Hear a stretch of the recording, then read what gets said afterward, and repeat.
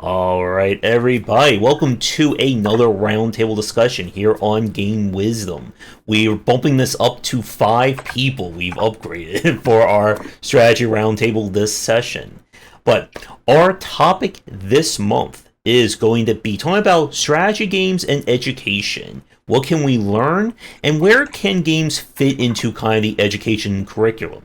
So, as always, we're going to do our announcements or our around the room introduction. Since I'm kind of the off to the side, or I'm like kind of like off the table of our little round group here, I will start things off, and then we'll go clockwise. So, I am Josh Spicer, the owner of Game Wisdom, where I talk a whole lot about game design. I write books and do videos. My next book is due out next month on free to play and mobile design, and maybe someday I'll have a strategy game one as well. But I'll throw this over to Tomo, and then we'll kind of go clockwise from there. Hi, everyone. My name is Tomo Moriwaki. I'm the design director for a small studio called Hyperkinetic Studios, but I've been a game designer for the last almost 25 years now, and probably my claim to fame is being the creative director of the Spider-Man 2 title from 2004. Happy to be here, Josh. It's always great to have you on, and over to Seth. Hey, I'm Seth. I've been a game designer for more years than I'd like to remember, but in computer games, I started with the 2000s MMO, the little game called Ultima Online. Now I'm kind of half in, half out, doing some PR, design, development, consulting, and I've got the Strategy Informer project, which is about discovery of great strategy games. Glad to be here, as usual. All right, and to Gellert. So hello, Gellert is my name. I'm the founder and game designer for Strategy Mill. I design strategy games. I have 16 years in game development. Have worked a lot with strategy games in general, and you might have played perhaps Terminal Conflict, the Cold War title we just put out recently. And I also work together with both Seth and Tomo, actually. So, yeah. It's a Strategy Mill cast. All right, and over to Chris. Hey, and then I'm Chris McElligott Park, and I'm the founder and main designer over at Arkin Games. We been around for 13 years doing AI War Fleet Command, The Last Federation, variety of others. We're working with Hooded Horse at the moment on an unannounced title that's coming up. Glad to be here. Mm-hmm. I mean, when we were talking about strategy games, I mean, after our marathon chat last time about Arkin, it was just a no-brainer to invite Chris on because Chris knows a little bit about strategy games, I think. That's what they tell me. But unlike our other chats, we do have a time limit, so unfortunately we can't do a 6-hour chat this time. But maybe someday we'll see if we can ever fit that in for a roundtable. So, for our chat, this is a topic that was suggested by Seth, so I'm going to let you lead things off. So, what are we, what is kind of like our focus going to be talking about strategy games and education? So, a couple of things happened about at the same time. We started looking at strategy and how we came into this big mess called strategy games. And me and Tomo both had in our childhoods and years of exploration of gaming, the experience of having to look up what various units were and what something was. And we didn't really have the internet back then, and so it's kind of confusing, and you didn't know what the difference between a Panzer III and a Panzer IV were, other than these stats that you would find in Steel Panthers or a game similar. And we started looking at how to best teach children, or not children, but teach students about the subjects of the gaming.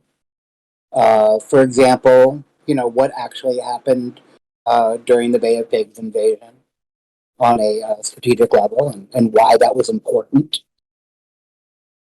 And we decided that these were all really interesting things and something that we should talk about. And kind of get a good go around of why and how we can build games and game design to teach the children well. What was that, the Eagles? Yep, and I think as from a historical standpoint, I know the game journalist. I think he also does some design of Bruce Gerrick, or Bruce Gerrick. I learned a lot about strategy games from his column in PC Gamer, the old Tom versus Bruce articles that he used to do, and he was one of the first people to really at least give me the idea to start to try to play some the war games, Steel Panther, that kind of level. And I think from if we're talking about war game or that level of strategy game, there's definitely value in terms of the the historical context of seeing how would someone respond to. Again, I am not an historian by any measure, so I'll let everyone insert their own favorite battle into my example here. Hey, but don't you write sort of history of games related books? Yeah, true. Something I'd like to add though is the strategy game genre can kind of be seen in this sort of universal sort of you have an interface to learn about systems. If you want to kind of see it in sort of a generic state. And in that generic state, I think it actually represents a lot of what kind of interactive educational software sort of has to be. The learning about strategy, learning about history, learning about warfare, especially through games. It's obviously, I found it to be very effective, and that's why it's also very memorable. I feel a lot of my sort of, military history retention comes from playing a lot of strategy games. But everyone can look back in their own experience and realize that they remember a lot of details about the games that they play. It's just that if you were going to kind of start approaching making games to kind of explain ideas to people, I think they would often turn out to be strategy games. I would take that even one step further. So let's think about how can you learn about strategy, for example, in war, without games? The only other way is to wage war. so right, by experience. If you think back, that's why early strategy games were created. Games, tactical games as well, of course, because it's a way of testing out ideas. And so already from the inception of strategy and tactical games, there's an idea of trying to learn and outbest your opponent and building upon what are those strategies that you can use in order to not have such a devastating effect of war. Regardless if you go back and look at chess or the early developments of these types of games, or we look at modern systems today. I believe, for example, if we mention here, Slimmering has built a system that NATO uses for wargaming. So, in that sense, although I didn't build that system myself, but here we can mention the work of our colleagues today contributing to learning about yourself, but learning also about your opponent. Right? Mm-hmm. I think there's something to be said for the fact that it's a very low cost. Anything built for the military is going to be expensive, obviously, but when you look at the quote unquote war games that the modern militaries get up to, they're essentially, all right, let's mobilize several thousand Marines or something and give them all paintball guns and stick them out in the woods for a week and try some balanced and unbalanced strategies. That's useful at training, like at a bunch of different levels, but every time there's some sort of new, colonel or general or something who needs to practice something or just wants to doodle something. I mean, you go back to that trope in movies of like generals pushing the stuff around on the table, showing like where their pieces are going to be going. And you go back to Go and you go back to chess and so forth that been around for thousands of years, in various forms under a few different names. And so I think that sort of strategic, like sharpening of the mind, has always been a thing in most cultures, and it's just reaching a new level of either sophistication or abstraction, I suppose, which is exciting and lets it be educational or escapist, doesn't matter. Mm-hmm. Yeah, and if we think about it, even writing an order, right, in the military is actually just programming how you want things executed. So Napoleon, he was just a great programmer in that sense, right? He dealt with his RNG pretty well, She had that. The RNG is always against you, where it's like, oh, those troops just fell in a hole, or there's a thing that like stupid RNG. That's an unbalanced scenario. Yeah. If we look at history gaming, if we look at wargaming,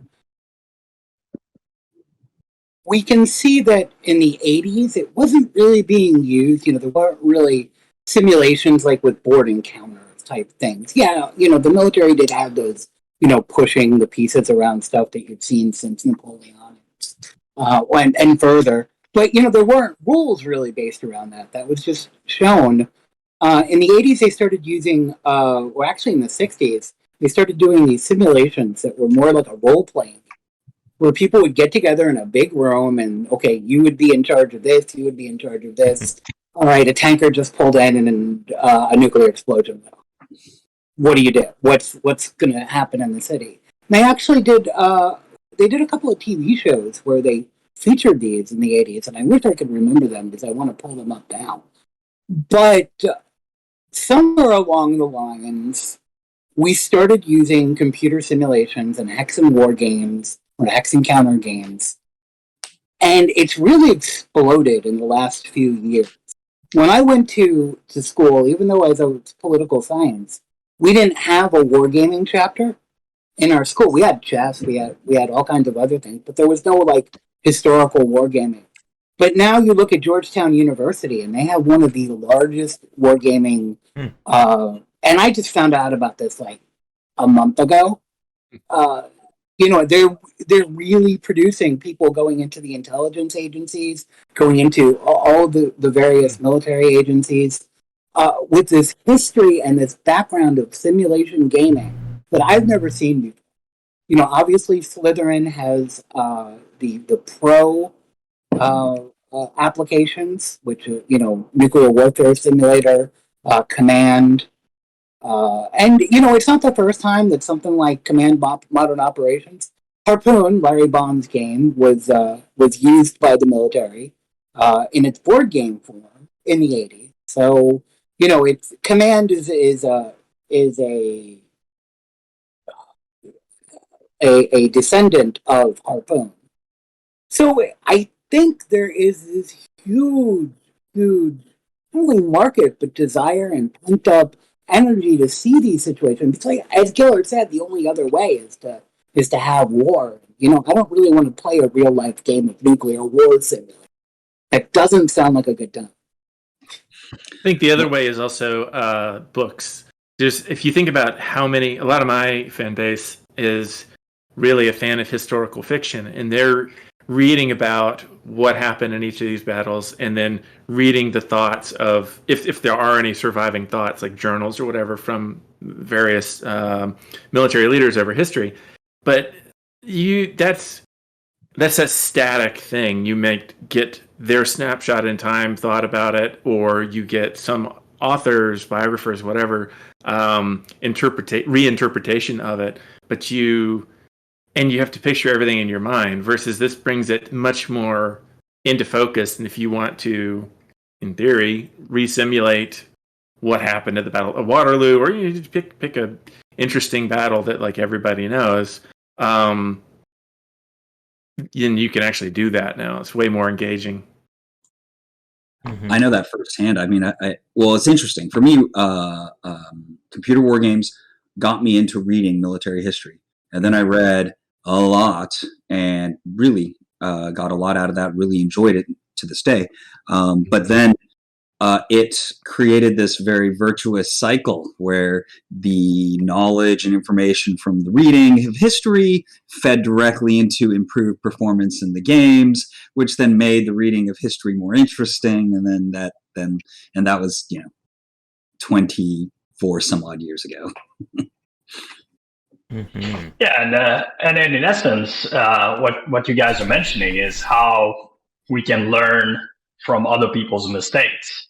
But when you play through the game, then you can learn from your own mistakes, and that can be just as powerful, right?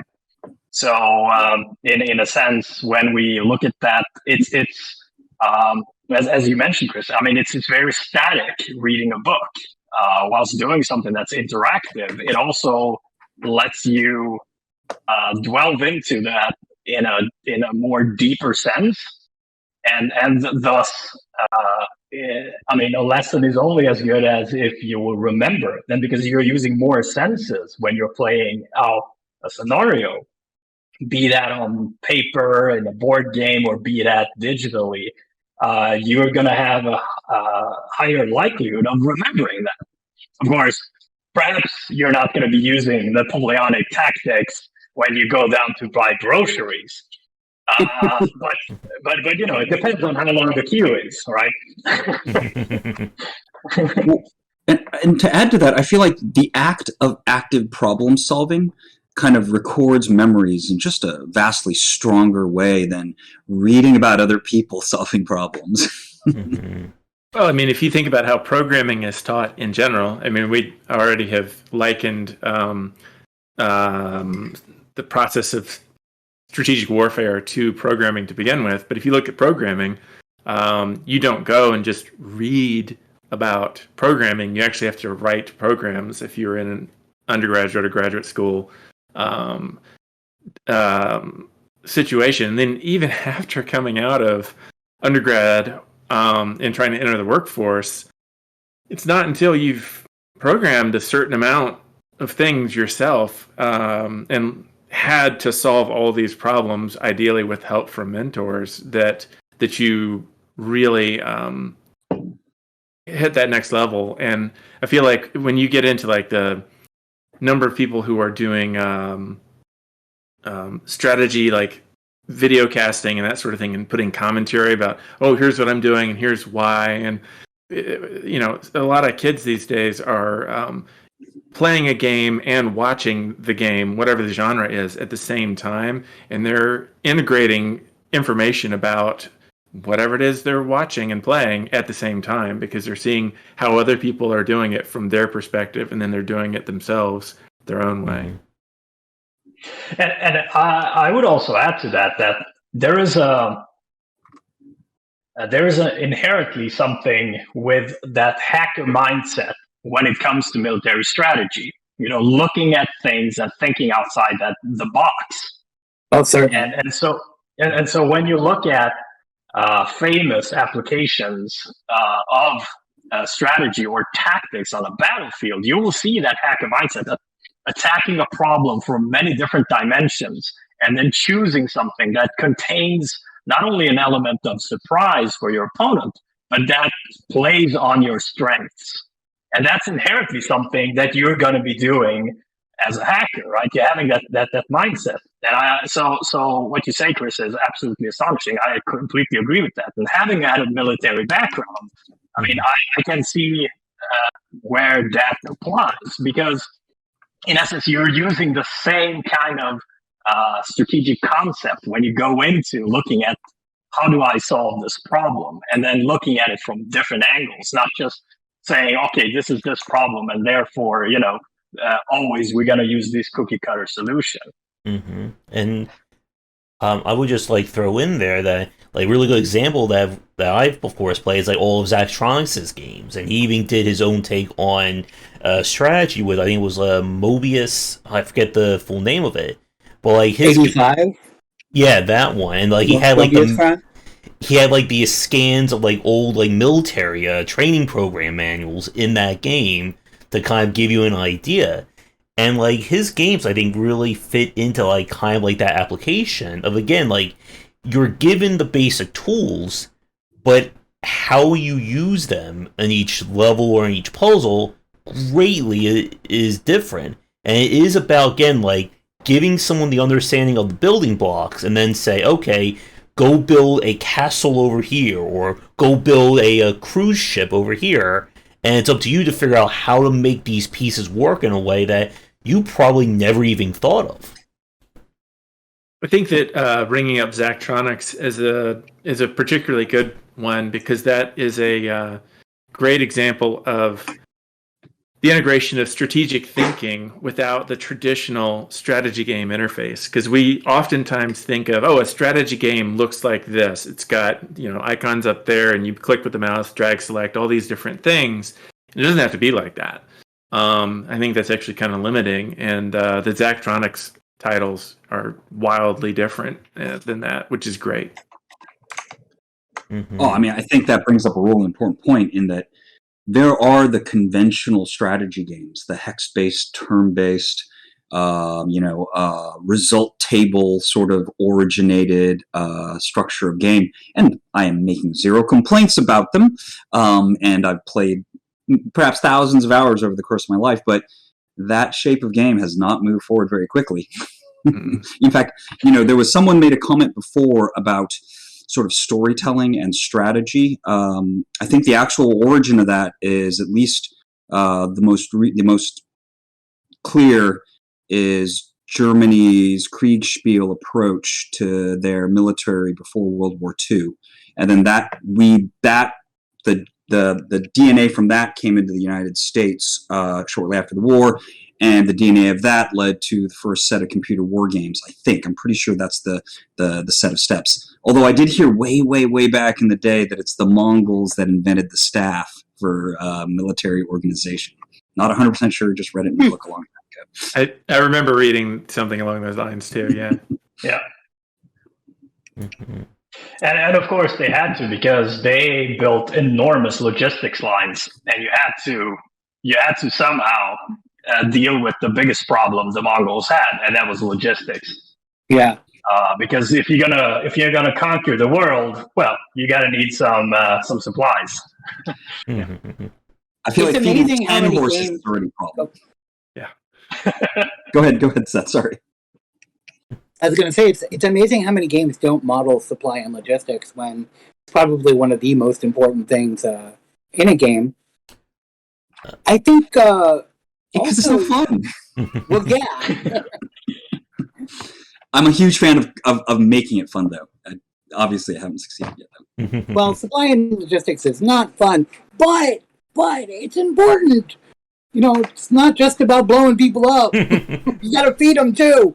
I think it depends on the degree of escapism people are looking for, because a certain amount of supply and logistics inherently is a relinquishment of control, because you've got somebody else who has your stuff and who is left and who is vulnerable, and you can't have your attention everywhere all the time in any particular game. So either you've got a multiplayer group who's all like watching everything like a hawk, which of course that's not generally the case. It's usually single player, right? So figuring out ways to make it so that, and it oftentimes turn-based works out better, I think, with supply modeling, because you have time, Yeah, but I would flip that on its head, though. I would say that as a commander, your first task is to supply your troops. I mean, your first task is to take care of your staff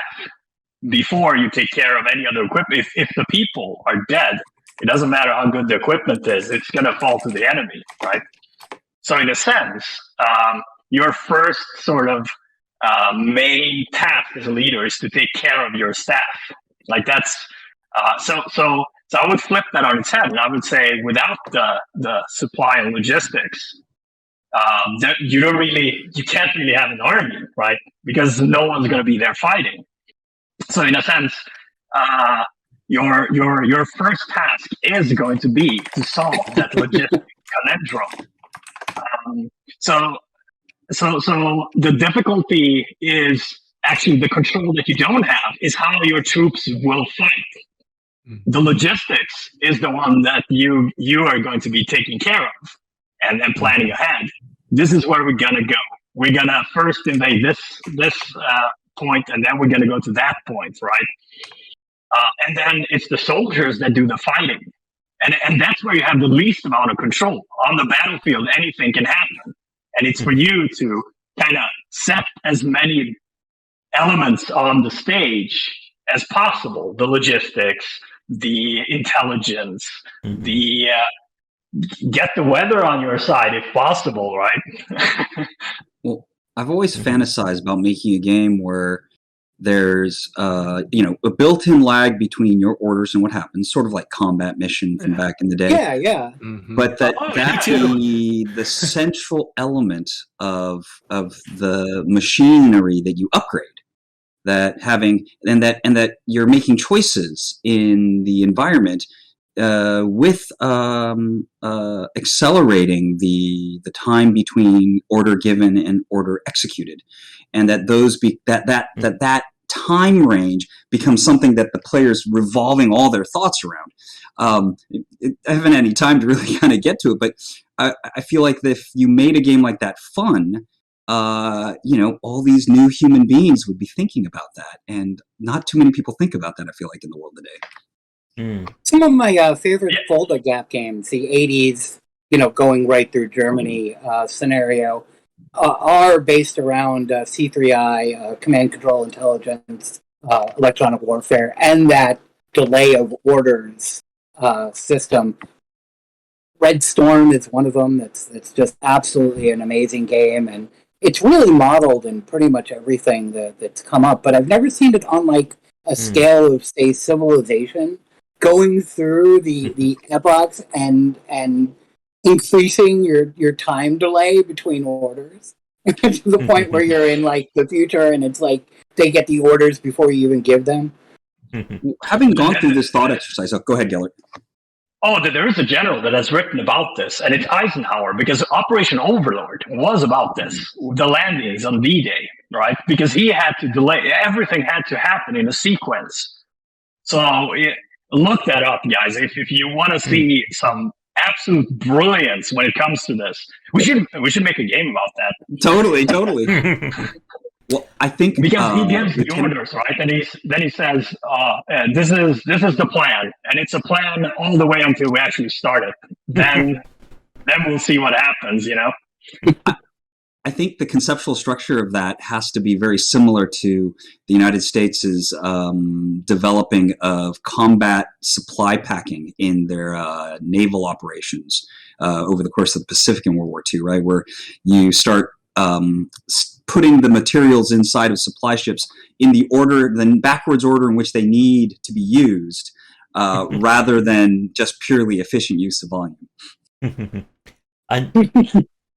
One thing that I've been thinking about is we've been talking about like the different things you can learn or the scale of like strategy games is just how much of a wide line there is in terms of what is inside these games. Like if we put this on like a one huge line, we can go on one end like games like Command & Conquer or StarCraft, that it's very much your grand strategic mind is get my units, move them to the enemy base, control A, we win.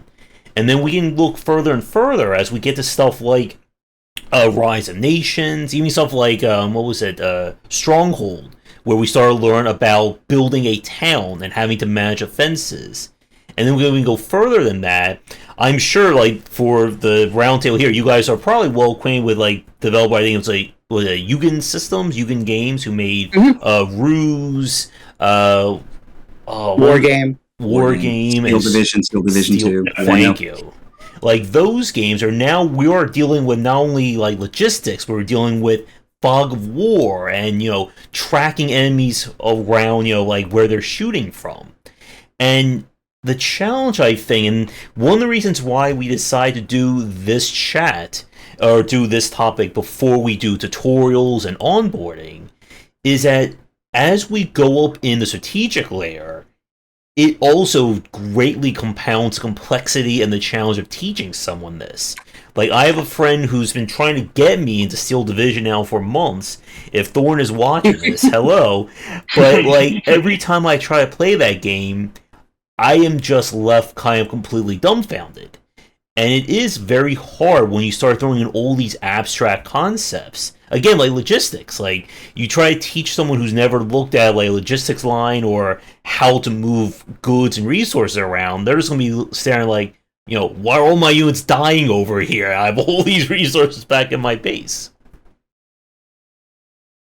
I'm really bad at the War Game, Steel Division, Ruse series of games, and I consider myself pretty good with tactics. But there's just something about those. So I get you when it comes to Steel Divisions. One of the things I was thinking about is when we were talking about supply lines and logistics, I was like, okay, well, let's all get together and make a game where supply lines and logistics are fun. And I realize it's already being done, and that's called Factorio. And I wonder how that's going to affect the next generation of thinkers and gamers, as well as military commanders, military historians, intelligence, whatever, is, building things like logistics into basic design and basic planning. I can chime into that and give you an example. So in the West, in general, we ship everything in containers. Our entire logistics is based on containers. So when we ship, for example, something for a unit in the military, anything, it comes in a container. It contains some food, some ammunition, some equipment that they need, and so on and so on. It is delivered in a container. It's delivered for them, and it comes, shipped, pre-shipped. So they get all their stuff. You just drop a container. It contains a standard amount of stuff, divide it up. You have everything you need in there, medical supplies, everything. You get a container with the stuff that you need for your infantry platoon, right? And then we have similar containers dropped for every single platoon. So it means you get a container, you can get all the stuff that you need from there, wage war. Russia does not do this at all. They all ship things in bulk. If you have a truck, it's filled just with ammunition for a specific gun. And then they just get it to a depot, and then you have to splice that out to the troops. And what happens with that is one system, the container one, is entirely decentralized. It means you don't need to have a central depot. You can just drop those anywhere. The other one requires you to have a central depot where you store your munition that then you divide up to every single unit. And if you see the war in Ukraine today, they are firing the HIMARS systems at these depots, destroying those depots, and make it impossible for the Russians to wage war. And that is how you use logistics. It doesn't matter that they have more heavy weaponry in the Russian army, that they are more well equipped. The fact of the matter is, they didn't play Factorio enough to know that you just can't put everything in one single place. That just doesn't work, and you don't get efficiency. So you have high productivity, but low efficiency. Yeah, the older USSR trains, whenever they would go in fairly west towards Ukraine, this is 30, 40 years ago now, but they had spots where everybody would have to get off the train, you unload it, and they would have cranes that would lift the train cars off of one set of trucks that were for one gauge of rail, and then put it on the next gauge of rail. And so there was like a half an hour to an hour stop in the middle, and all right, everybody back on the train, and then you keep going. It's just like that. that sort of thing is like, oh, we need to optimize that out of our factory in some way. I mean, like, surely it must. I mean, it's expensive to upgrade a railway system for sure, but not upgrading it is also expensive. Mm-hmm. And then this is about, do you take the cost initially or do you take the cost later on, right? And in that system, you take the cost later on. You don't do the cost initially. Yeah. But it makes it much harder to optimize. And you become a lot more vulnerable. So our suggestion here when it comes to this is, does this impact actual real life? Absolutely it does, right? Mm-hmm. So we're giving away all the $1 million ideas here. Someone needs to be getting a... you know what? The FSB is taking notes here. They can watch the video, and they can be the first ones to make that logistics warfare game, and we'll see if that turns out. It'll take some time. Although I think an interesting point kind of underneath all of this was brought up, where a big part of what makes it interesting. It's interesting to allocate resources and analyze the state of your resource requirements and deliver them in a timely fashion. And sort of the longer it takes to get your resources to where they need to be, the sort of better you have to be at sort of planning and forecasting the way systems work. That's a fun challenge, a fun sort of intellectual puzzle to solve. But the part that really gets me excited is that lines of logistics are points of vulnerability, which then demand reconnaissance to find those points of vulnerability, which then force the people with those lines of resources to defend them, or at the very least keep an eye on the enemy sufficient so that if they decide to threaten those lines of supply, that you'll do something about it. It's all those thoughts and all that kind of like dynamism in the way you have to conduct your tactics that I think is super interesting. Yeah, and I was just about to say, like, something along those lines. Like, one of the big things about what makes these games so interesting is that you can fight smarter and not harder. And in some of the best examples of this, you can win. Yes, my opponent can, spam tanks for 30 minutes. But if I can get around the story of their fuel or their energy supplies, or if I know that he's going to be playing tanks, and I set up, anti-tank rifles and anti-weapons in woods or where they can't see it, my 10 units could easily deal with a force, triple or quadruple that size. And it's as we were saying earlier with this idea of having to create these solutions on the fly. And especially, it has to be dynamic. Because let's say I build those anti-tank weapons, my opponent knows I'm going to do that, so let's say he switches to infantry. Now, all of a sudden, my plan has to change.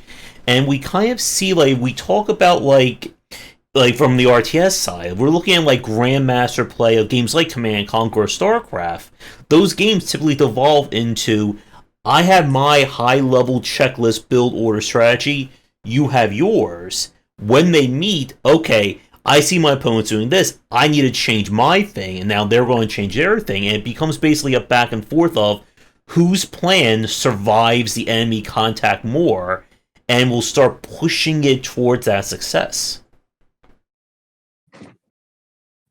What I really like, or what I really aim to do a lot of times, you remember the show Junk Wars that used to be on, where people would come in and they're given some task in the middle of a junkyard to build something, and who's going to do it better? They don't know what they don't start with known materials. They have no idea what they're going to have. They just find something, they make a plan, and they revise their plan based on what they find, and then the best team wins. And it's not balanced necessarily. It's not supposed to be. That's perfectly balanced. Which one of us is smarter? That's not really the question that we should be asking. It's really like, what is the most interesting situation that we can have?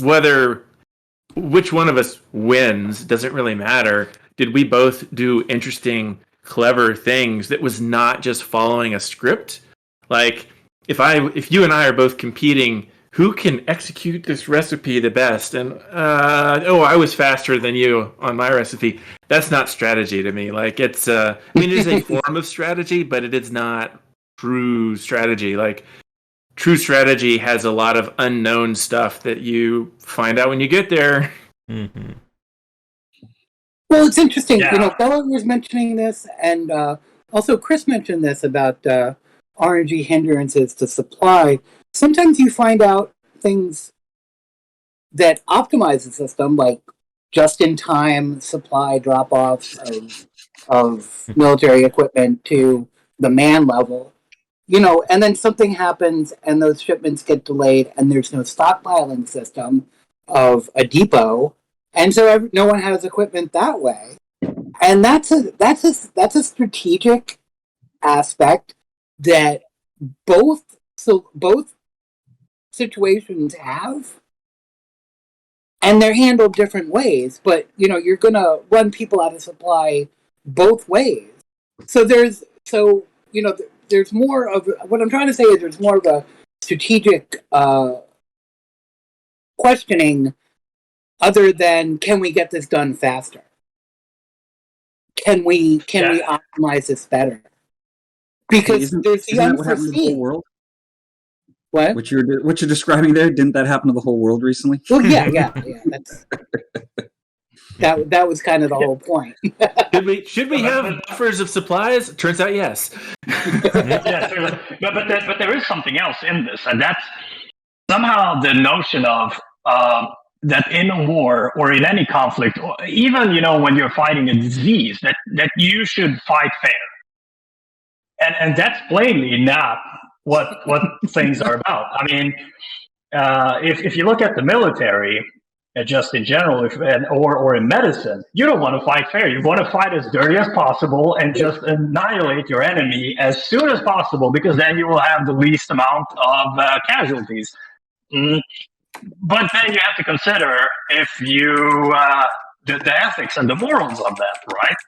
So I think there are more elements here to learn than just the strategy and just the tactics. There's also, do you actually need to apply that amount of force? I mean, do we need to, if there's a border conflict, should you respond with total nuclear annihilation, right?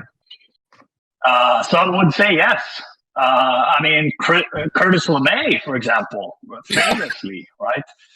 He, when he was asked what to do about Cuba, he said, well, we should just attack the Russians and just annihilate every single country, and let's just do it, and let's do it now whilst we have a strategic advantage, right?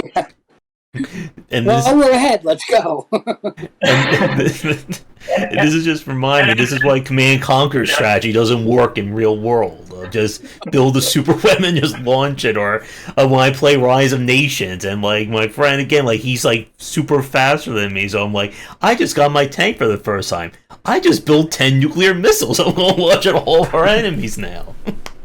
Yeah, or in Age of Empires, the guys who play with the Teutons, and then you're heading to get your first gold harvested, and you see that he has built like 10 town centers around the.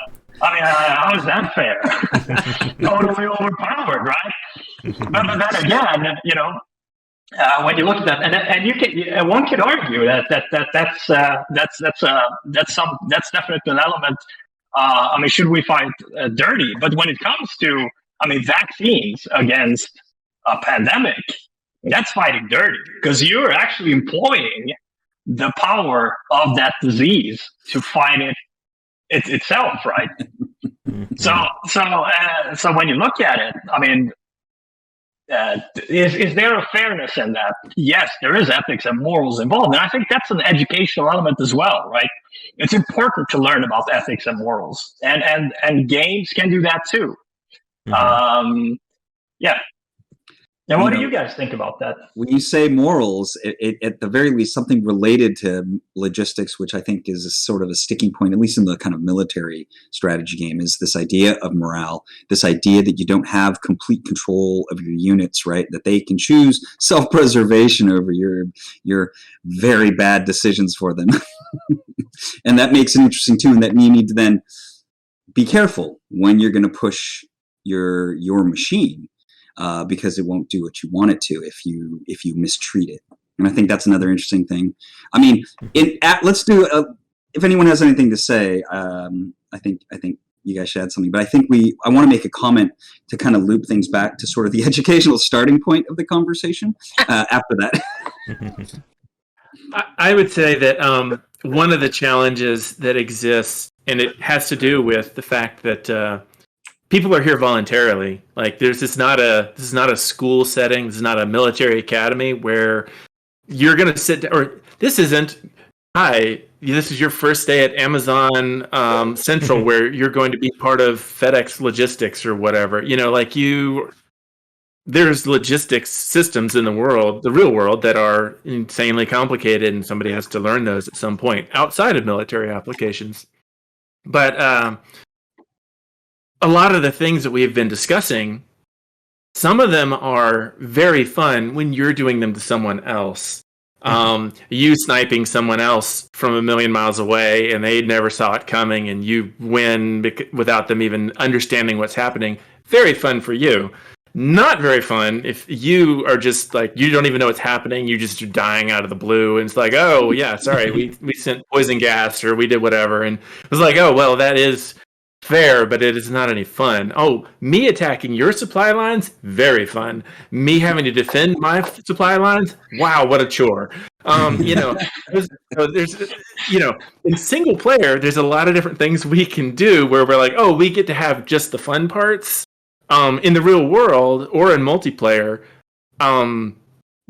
there's a lot of things that aren't so fun, but we're here voluntarily, so it needs to be at least somewhat fun. Everybody rage quit. Oh, you got my supply line, I'm out. Yeah, and I think in order to kind of alleviate that, right, if we did want to insert into the minds of many, many other humans kind of some understanding of protecting supply chains, the game would kind of have to be about protecting the supply lines. And then now success is tied to it, and now it's not a distraction. And Chris was giving that example of like that whole reap and sow meme just like popped into my head. It's great when you're sowing, it's not great when the reaping's coming your way. Dude, it reminds me of Operation Flashpoint and just getting hit by bullets from some faraway place you can't see. Exactly. On the other end of a sniper scope and like, Yeah, what just happened? And I think that the important element you're mentioning here is essentially what we're trying to get to is this word risk management, right? You're managing the risks that you're taking on. And of course, that's also where, that also ties into the values, because when you look at what risks, then you're actually using your own value system to gauge, is this a risk I want to be taking or not? And in many games, let's just face it, if you play a game like Verdun, in real life, you wouldn't just, I'm going to just jump over it's a foxhole. Who needs a foxhole? I'm going to charge down and bayonet everyone in their back. You're not going to do that in real life when artillery is raining down on you, because there's no respawn. So, yeah. So that go ahead, Seth. With multiplayer gaming and, those really, in the minutia type of games, you don't really see those very often. No one wants to really play a detailed afternoon of supply and logistics and protecting that multiplayer.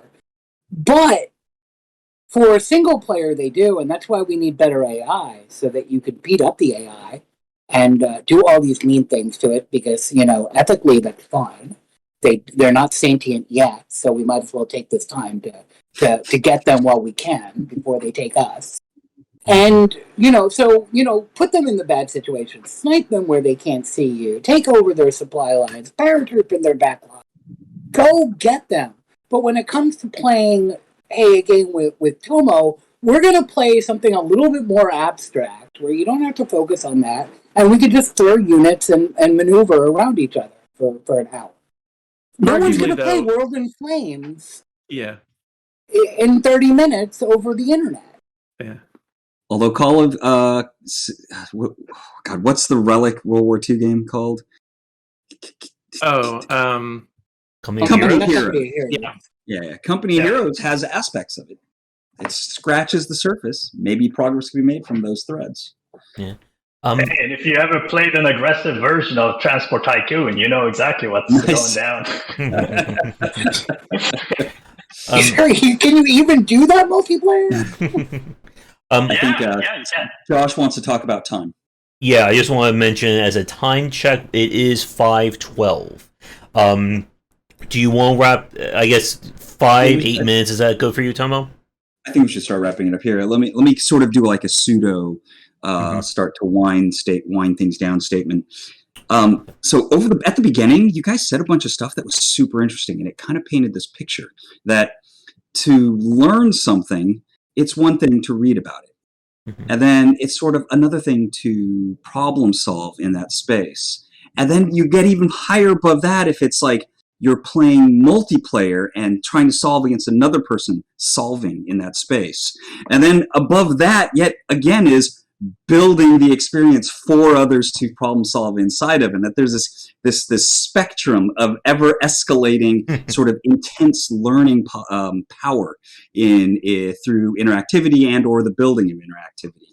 And I think another little piece that came up is this idea that sort of the strategy game is sort of the first game. It's sort of it's something essential, and it's been with us for a really long time.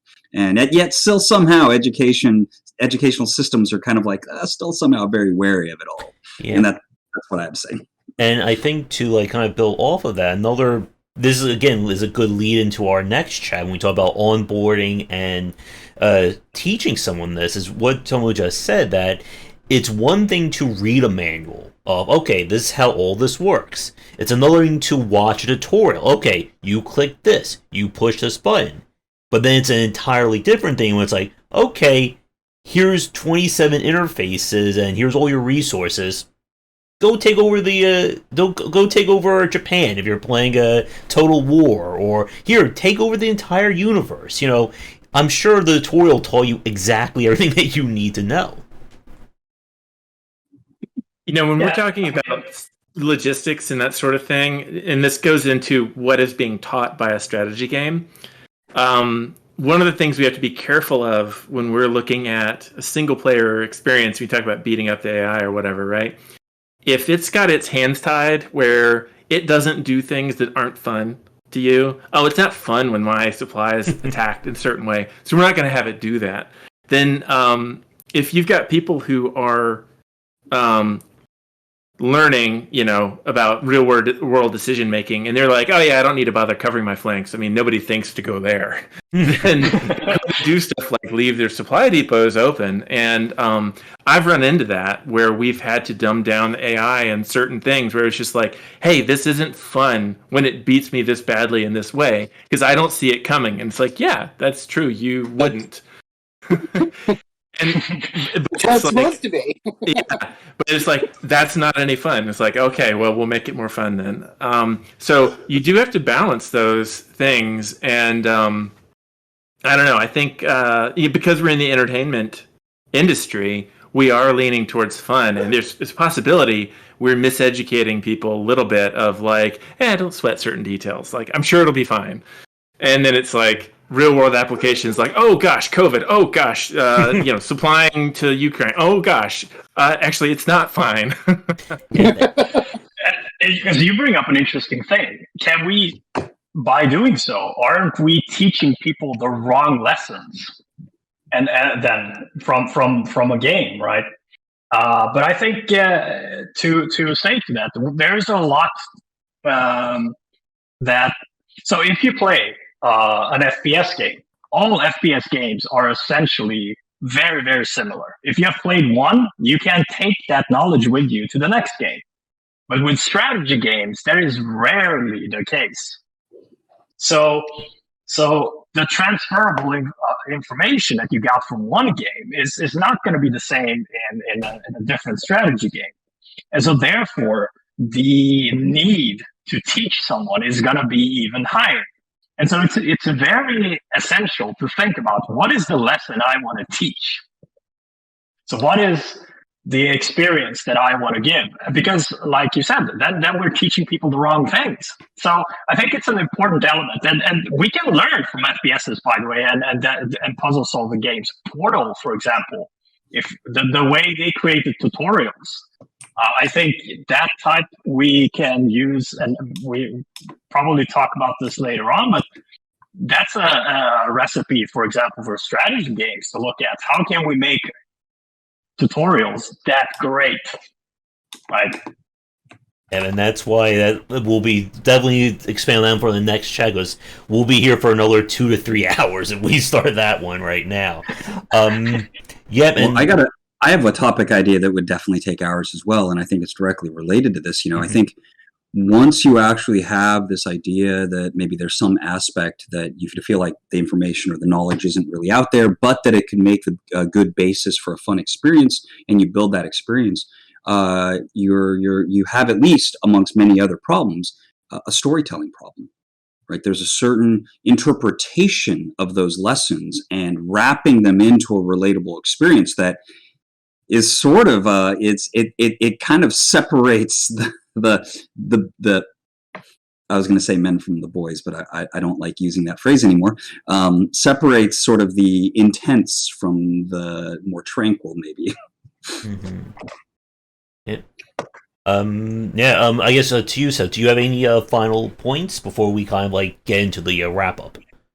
Well, it's funny how that we come up with a topic and then we scatter it 16 different ways. One of the things that I wanted to discuss in this one was how that we could teach people not concepts but the past, and we didn't touch that at all. I think we were a living example of how it's effective, actually. I'm not joking. I think the one lesson I think we can all agree on is that more people need to play Factorio. We need to get more people to play logistics sims. How long till the first game becomes a Nobel Peace Prize winner? Or the first game designer becomes a Nobel Peace Prize winner. And Chris Crawford could have done it maybe with Balance of Power. I don't know. I think someone like Nikki Case has a higher percent chance of doing it. We need to age out the entire people who are thinking about how to give out Nobel Prizes before. We need another generation or two on that. It's a matter of time, right? So we do agree it's a matter of time, and the reason for that is because a lot of systems in the real world have essentially become gamified. There is no difference between gold coins in Mario or actual gold in a pension fund. It's all about resource management, and so in a sense, thinking about systems and building systems is just as important. Was just as important in Napoleon's time, or during the time of Caesar, or going back to the hoplite armies with a smaller force trying to defeat the Persians back then than it is now. The only thing that we have changed is that we have it in a digital format instead of on a clay tablet or on pen and paper. Yeah, and to Seth's comment about like trying to apply this more to education, like again, as we were talking about, with the idea of building someone's critical thinking and their ability to multitask. Like, there's something I wrote about a while ago with like how much I learn about like kind of like real world or dealing with consequences and issues from playing roguelikes, and how roguelikes have really trained me. Okay, you can do everything right, and you still get knocked out. You still lose, and how do you adapt? How do you adjust dynamically? And I think ultimately, roguelikes are the ultimate way to get over survivorship bias. I just realized.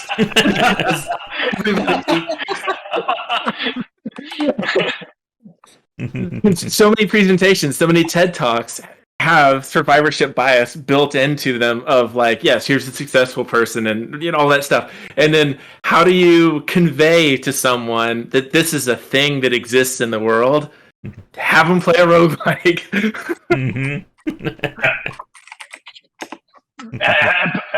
And perhaps also, survivor's guilt. So if, all nuclear bunkers, we should just have a roguelike. There's a PC with a roguelike inside of it. So when people wake up, they just play that game and they're like, oh, whew, now I know what happened. It was just run 37. That's all it was. All right, but I know we are right at time, so I think we'll wrap things up. Again, there's nothing stopping us from talking more about things from a historical context as its own topic.